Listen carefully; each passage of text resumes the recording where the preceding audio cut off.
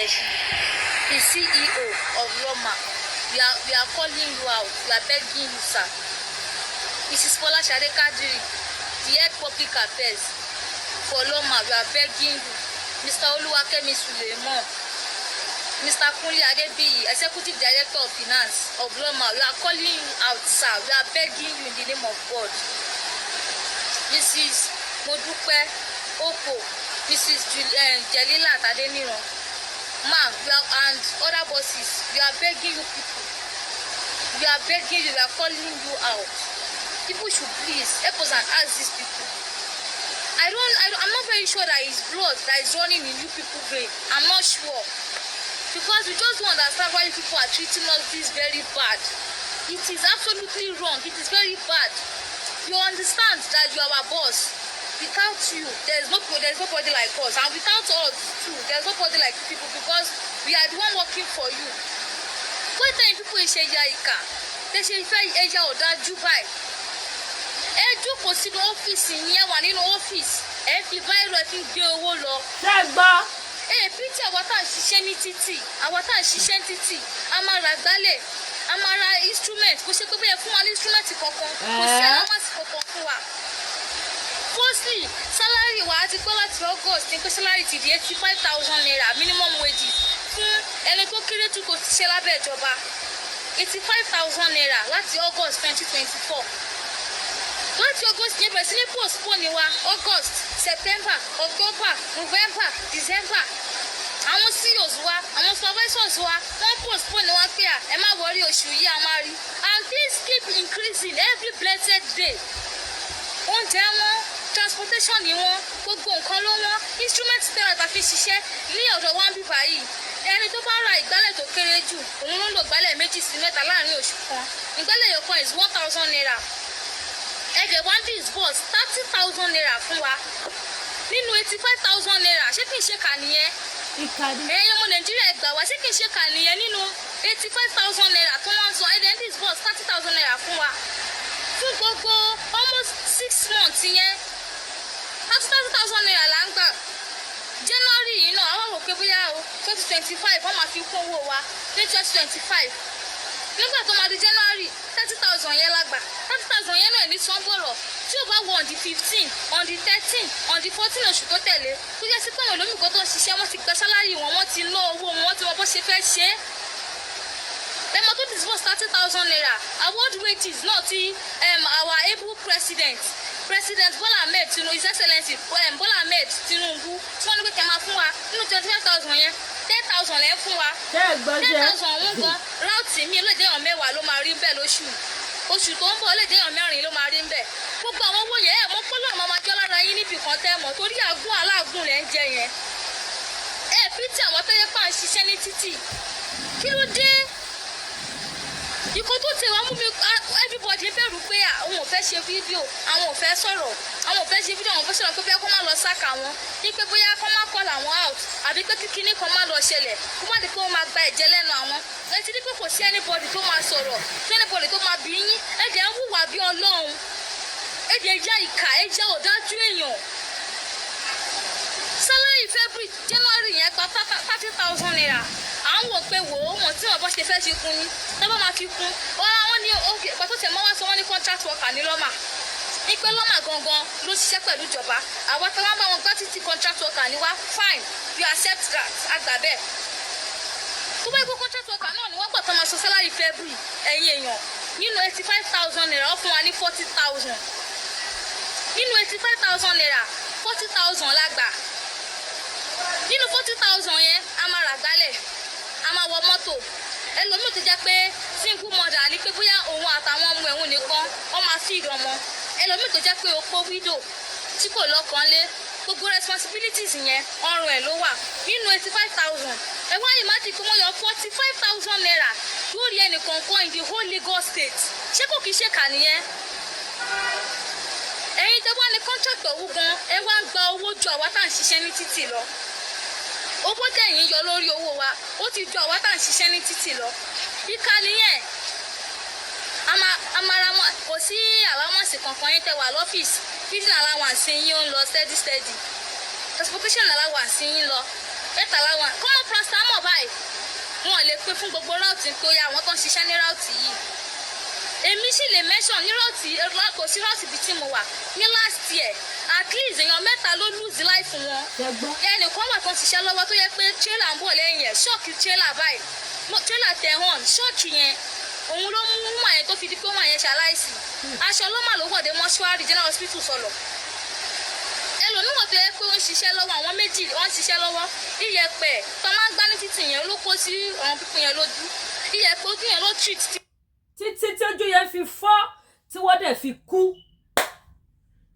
ojú yẹn ni wọ́n treat títí tí wọ́n dẹ̀ fi jáde láyé kẹwọ́ Nigeria by country kẹwọ́ ìgbésí ayé àwọn Nigeria politicians kẹwọ́ ìwà tí àwọn olórí tí wọ́n wù àwọn tó bá ti yàn sípò báyìí wọ́n máa sọ̀rọ̀ àwọn ọ̀dọ́ lọ́rùn ni wọ́n wá máa jayé káyé ẹ wo ìgbésí ayé àwọn èèyàn lóde èló ní 30,000 lóṣù èyí tẹ́ ń wò wá kí ni 30,000 naira rọ̀ lóṣù 1,000 naira a day owó nìyẹn o èèyàn tó wá ní ọmọ mẹ́ta tó tún máa wọ mọ́tò lọ síbi iṣẹ́ báwo ló ṣe fẹ́ ṣe 1,000 èèyàn tó ní ọmọ mẹ́ta single mother tó lọ́mọ mẹ́ta tó máa jẹun tó máa wọ mọ́tò lọ síbi iṣẹ́ táwọn ọmọ mẹ́tẹ̀ẹ̀ta máa jẹun ìjẹ́ 1,000 tó wọ́n náà èdè bẹ́ẹ̀ kẹ̀dẹ̀ ni ìjọba sanwó wọn di 85,000 as at 2022 tí mo wà ní Benin Republic àwọn tó gbá títì tó wọ́n kéré jù wọ́n gba 145,000 lóṣù 145,000 lóṣù and tó bá ti di every 2 weeks wọ́n máa fún wọn ní rice wọ́n máa fún wọn lóróró wọ́n tún wá ní àǹfààní sí free medication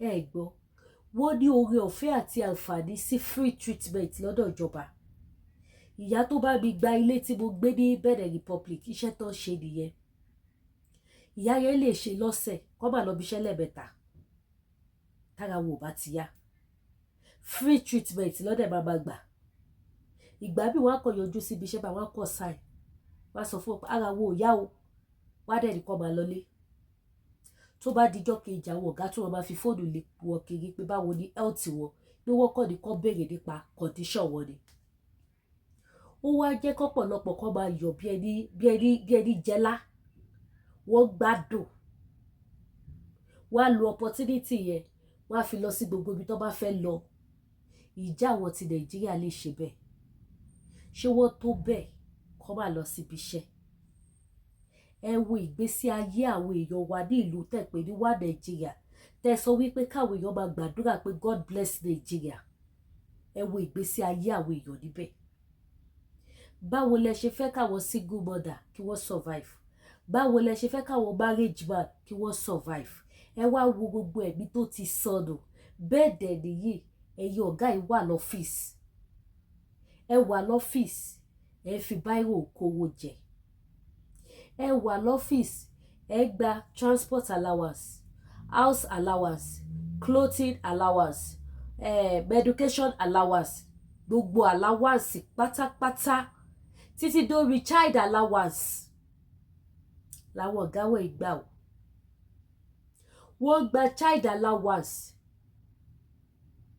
gbogbo èyí tó bá ní mọ́tò ó máa gba gbogbo ìwé tó wọ́n máa gbà ló máa gba allowance lé lórí á gba allowance lórí road safety ìwé ti road safety á gba allowance lórí ìwé ti yellow fever á gba allowance lórí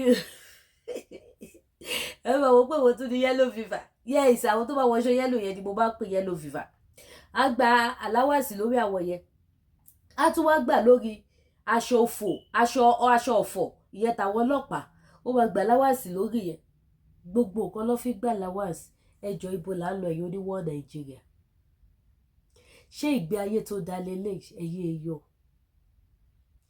ẹ bá wa ké sálára ẹ bá wa ké sí gbogbo àwọn ọ̀gá tó dárúkọ yìí kí wọ́n jọ kó má jẹ́ káyé àwọn èèyàn bàjẹ́ kò sí ohun téèyàn ń jẹ láyè tí kò kí tó àfọlá Ọlọ́run gbogbo owó tẹ fi ìrú kó jọ yìí ó máa tó lọ́jọ́ kan gbogbo owó tẹ kó jọ lọ́nà àìtọ́ yìí gbogbo ẹ máa dópin lọ́jọ́ kan gbogbo tẹ́ ẹ fi olè ojú kòkòrò kójọ yìí ó máa tọ́ lọ́jọ́ kan. Ẹ ti gbàgbé ni wípé ẹ̀jẹ̀ ló rọ̀nù lára àwọn pípù iná. Iṣẹ́ lọ́mà kò ń ṣiṣẹ́ tó easy. Ẹ̀yin náà ẹgbẹ́ nǹkan tó ọmọbìnrin kà sílẹ̀ ọ̀nù mọ́tò ṣọ́ọ̀kì ẹ̀ ó pẹ́ ní ẹlẹ́ni dànù. Àwọn onímọ́tò míì wà wọ́n ya ìkà. Wọ́n máa ń gbá àwọn tó máa ń gbá títì yẹn wọ́n máa ń fi side mirror wọ́n máa fi gbá wọn ṣeré ni. Wàá gbé ìyá ẹ kó ṣì kúrò títì jàre, ta ló rọ yín ní títì gbá. Àwọn ìyá yẹn ojú wọn rí tótó nílùú Nàìjíríà. Àwọn ìyá tó yẹ kó ti rìtáyà kí wọ́n máa jójó ọ̀fẹ́ lọ́dọ̀ ìjọba ni wọ́n ń ṣiṣẹ́ àṣekú akátá fi sí ìjọba, wọn ò tún rówó oṣù gbà o. Ẹlòmíì nígbà tí ọlọ́pàá bá lé mọ́tò tí mọ́tò yẹn bá sáré bọ̀ jẹ́lẹ́jẹ́lẹ́jẹ́lẹ́jẹ́lẹ́ á gbá wọn dànù wá la orí mọ́ convert ọrùn lẹ́rọ̀. Àìmọye àwọn onílọ́mà tí mọ́tò ti kán lẹ́sẹ̀ tí wọ́n rí kankan ṣe sí fún wọn. Kò wá sí wípé every week àbí once in a month kí ìjọba kọ́ hospital fún gbogbo àwọn lọ́mà yìí kó máa lọ fún check up níbẹ̀. Kò sí yẹn náà. Kò sí wípé òkè o oṣù ti parí o ó yẹ lọ fún check up o, gbogbo eruku tẹ́ fà símú, gbogbo eruku tó kó sí yín lẹ́nu, èyí tẹ́ ti fà sínú àgọ́ ara kẹ́ lọ flush ẹ̀ dànù, kẹ́ lọ gba oògùn tó bá bá yín flush ẹ̀ dànù kó bá má di àìsàn tó bá kúrò ẹ̀mí yín. Kò sí yẹn bẹ́ẹ̀ o. Kò sí yẹn bẹ́ẹ̀ o. Kẹ́ wo ẹnu lẹ̀ kẹ́ wo ẹnu ọkọ́ ó tún wá lè débi wípé àwọn pípù ìlọ tún fowó wọn ra màtíríàsì. Àwọn ọ̀gá wo lè provide wọn ní ìgbálẹ̀ tó máa fi gbálẹ̀. Kí ló ṣẹlẹ̀ ní Nàìjíríà my country? Kí ló dé tó jẹ́ pé gbogbo nǹkan Nàìjíríà ló mú f parallel f9 parallel ló mú? Kò tiẹ̀ fi ibìkan mú c, kò fi ibìkan mú a, kò fi ibìkan mú b. f9 parallel ló mú.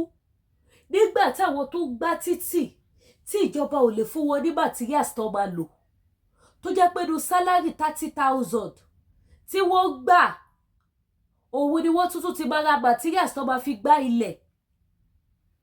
Ẹmọye tó ń ta ìgbálẹ̀ sí kò sí ìgbálẹ̀ 200 naira mọ́, kò sí ìgbálẹ̀ 100 naira mọ́.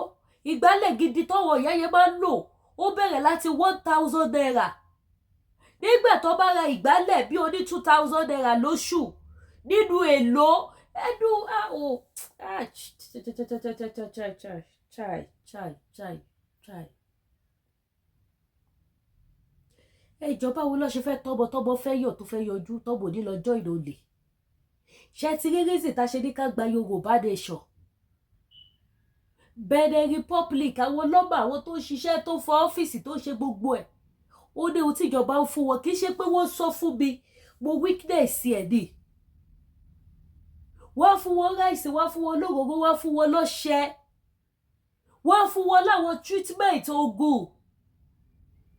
oògùn lóríṣiríṣi láti lè máa fi fọ gbogbo àti wọn kí dọ̀tí bàbá dì sí wọn lóko àyà. Nàìjíríà gọ́ọ̀mẹ̀ntì aṣépèṣépèṣépè ìpè òrọ̀wọ́, aṣépèṣépèṣépè ìpè òrọ̀wọ́. Ẹyẹ tẹ fẹ́ kú sí wọ́n Nàìjíríà ṣe ti rẹ́nu ilẹ̀ ṣe ti rẹ́nu ọkọ́. Ẹ jẹ́ ká dìde sẹ́nu tó wọ́n Nàìjíríà. Kò sí nǹkan tó ń jẹ́ Nàìjíríà ẹ bọ́ tẹ lọ gba Yorùbá nation ẹ jẹ́ lọ ṣe rálì. Ẹ jẹ́ ká jáde ká lọ ṣe rálì. Rálì Yorùbá nation no going back, no retreat, no surrender. Yorùbá nation now. Yorùbá nation no going back.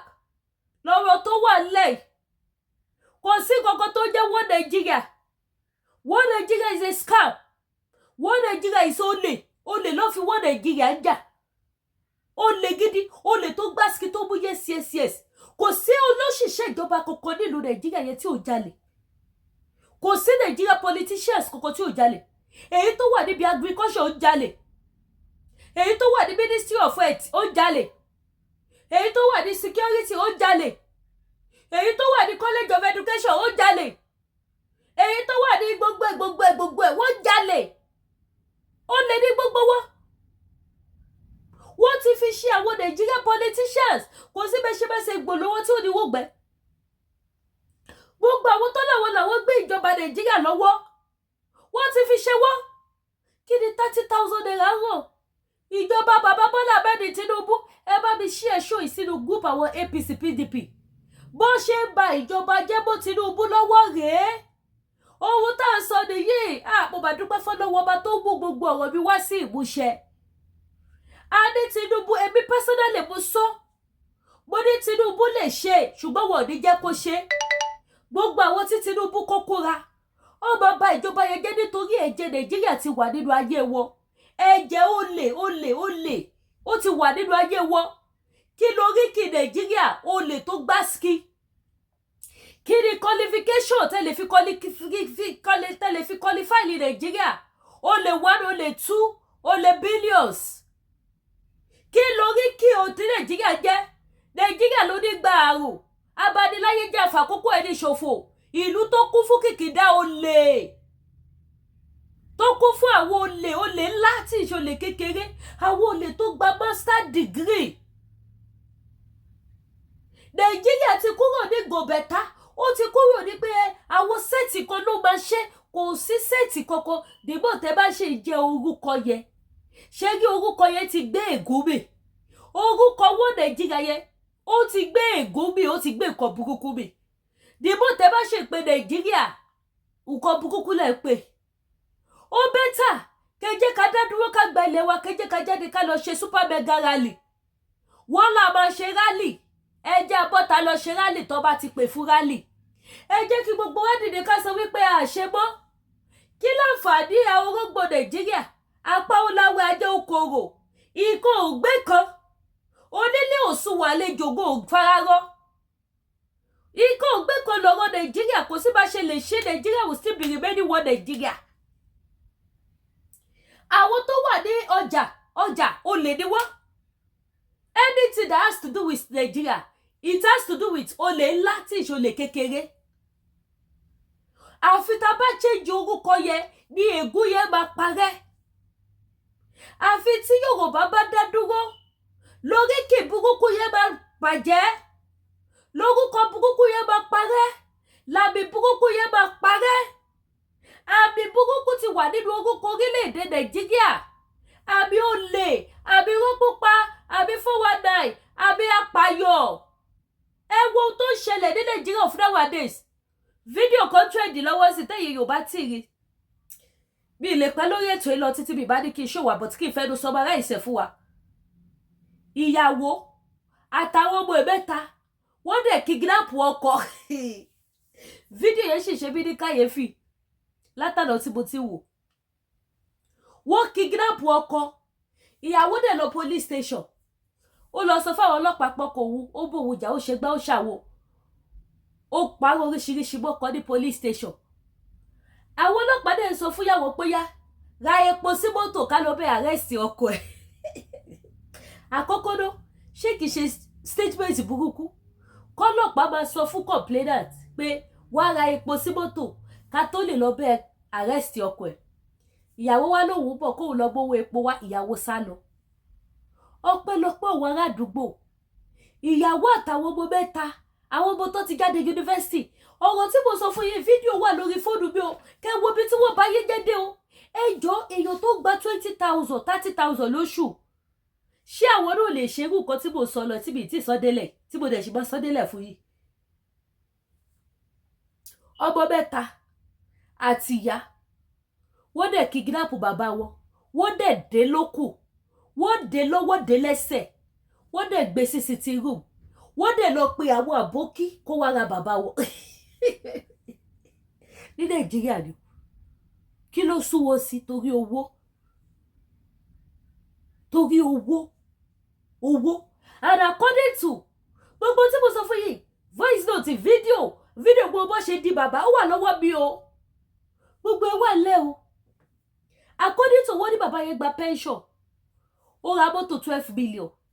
Ó ṣí ṣọ́ọ̀bù méjì fún ìyá. Wọ́n ti jẹ gbárùn. Ó fún ìyàwó 3 million. According to kọ́tọ́ sọ bí ò síbẹ̀ o. Ó fún ìyá ní 3 million. Wọ́n ti jẹ gbogbo ẹrù. Wàhálà dé bàbá ta mọ́tò. Mọ́tò tí bàbá wá ṣe tẹ̀ta. kó bàbá náwó tán òun nìyá pẹ̀lú àwọn ọmọ gédé olóhùn mẹ́ta tó ti wọ́n jáde yunifásitì tí wọ́n ríṣẹ́ lọ́ fi kidnap bàbá wọn tó lọ pé àwọn fúlàní kó wá ra part kó wá ra bàbá wọ́n so ọrùn mọ́ ọwọ́ mọ́ ẹsẹ̀ àwọn aládùúgbò tó gbọ́ ariwo tí wọ́n rí ẹgbẹ́ inú ilé àwọn bàbá bíyá ṣáàbà sídìí ègàn tẹ̀ ní bàbá yẹn because the story was so ó wà bitter ó funny bí listing sí tọ́ bí òun lè wo fídíò yẹn gan tán mo kàn ṣe kàyéfì lélẹ̀ ni wọ́n wò pé kí ló ṣẹlẹ̀ àwọn stranger ló wọnú ilé yìí ní gbogbo wọn tún yá lọ́tún yáyà àwọn fúlàní méje àwọn fúlàní wọ́n ti lọ pé onímọ̀rúwá tó máa bá wọn gbé ẹrù iye bàbá tó máa bá wọn gbé lọ àti onímọ̀rúwá ni wọ́n mú gbogbo wọn papọ̀ ni wọ́n ṣòfèsì wọn àwọn fúlàní wọ́n ti sá lọ wọ́n rí bú lára wọn wọ́n rẹ̀ yọ̀kan bú lára wọn wọ́n rí bú ẹyọ̀kan tó rí bú ló sọ wípé àwọn márùn-ún làwọn di bàbá nírọ̀ ni àwọn méje lọ́ọ̀dì òun kódà fídíò bó sì ṣe di bàbá yẹn ó wà lọ́wọ́ mi o kẹ́wọ́ nàìjíríà o kí ló kọ̀ sí ẹ̀ ṣe bí torí owó ni now èèyàn tó wá gba 30,000 ṣé kò lè ṣe irú ẹ̀ èèyàn tó gba 30,000 á jẹ á sanwó ilé á sanwó ná á wọ mọ́tò á sanwó school á ra aṣọ fọ́mọ òun náà á rọṣẹ́ ẹ̀wẹ̀ á rọṣẹ́ ẹ̀fọ́ṣọ́ á sanwó omi pípọn kò sómi ọ̀fẹ́ ní nàìjíríà owó ló fi ń pọn omi bóyá bá fún omi gan ti di 50 naira kọ́ lọ kó dárí jẹ lẹ́sẹ̀ ìbí náà ti ta bá fún omi 15 naira rí nígbà náà lọ́hùn láyé sẹ́ńtúrì lọ́hùn gbà yẹn ká má sọ iye táwọn bá ta ní sí ọ̀rọ̀ tẹ́lẹ̀ sọ yìí kì í ṣọ̀rọ̀ 10 kì í ṣọ̀rọ̀ 12 years o tí mo ti bá wọn ta bá fún omi ní 15 naira bó bá ti gbé bá fún wa tí ó bá ti sí náà 15 naira ni tí náà bá wà ní 5 naira tí ó bá ti sí náà 15 naira ní bá fún omi lọ́dọ̀ ìyá ọlá ní èmi tí mo sọ̀rọ̀ yìí ẹ wá bọ́ tó bá ta bá fún omi nàìjíríà sí bóyá ó ti di wàásù ẹyọ kan kó tó wá ra omi tó máa fi fọṣọ tó máa fi dáná tó máa fi ṣe this tó máa fi ṣe that kó tó ṣe gbogbo ẹ̀ ẹjọ́ ṣé 29,000 ká ṣé 30,000 ká ìgbà wo làwọn ọmọ òní lọ máa ta páàtì ìgbà wo ni wọn ò ní wọ ẹgbẹ́kẹ́gbẹ́ ìgbà wo níyàwó ilé òní dẹni tó máa fi 30 naira 20 naira dókiri títì ìgbà wo níyàwó ilé náà ò ní dá láṣẹ́wó kẹ́ bá wo nàìjíríà kí lè rètè jẹ́ nàìjíríà kí lè benefit lára nàìjíríà benefit lára yín lójoojúmọ́ èyí dẹ̀ benefit ìbànújẹ́ lára nàìjíríà iye sálárì ọ̀hún ọ̀tún sọ fún wọn lásìkò ọ̀tún kọ̀ wọ́n fún wọn sálárì ẹjẹ́ àgbà yorùbá nation ayọmọ yorùbá tàtà yorùbá nation ló lè ṣe nàìjíríà ti tọ́ abániláyé jà fàkókò ẹni ṣòfò òun ni wọ́n nàìjíríà ẹjẹ́ àgbà yorùbá nation olódùmarè á fún wa ṣe ilẹ̀ yorùbá gbé wa kò ní gbé ọ̀dàlẹ̀ ẹ bá wa ṣí ètò Lady K ìfẹ́ olúwaṣọ the baby of yorùbá nation òun lórúkọ ti tèmi ẹ má gbàgbé ẹ wá bá wa rajà ọdún ti dé ọdún ayọ̀ la máa ṣe aṣọ wa gbogbo ẹ wà bákan náà àwọn product iléeṣẹ́ tí ọ̀dà aṣọra àbà fún gbogbo ẹ̀yin tẹ́ bá fẹ́ ra àgbo ẹ má bí gbogbo ẹ sọ̀rọ̀ kóòdù yẹn ó lágbára ẹ̀yin tẹ́ bá fẹ́ ra àgbo jẹ̀díjẹ̀dí tó dáa àgbo diabetes láti iléeṣẹ́ TL natural herbal àgbo bùbá power flat tummy òun ni ti bá power no high blood pressure lélẹ̀ ti bá power dàbà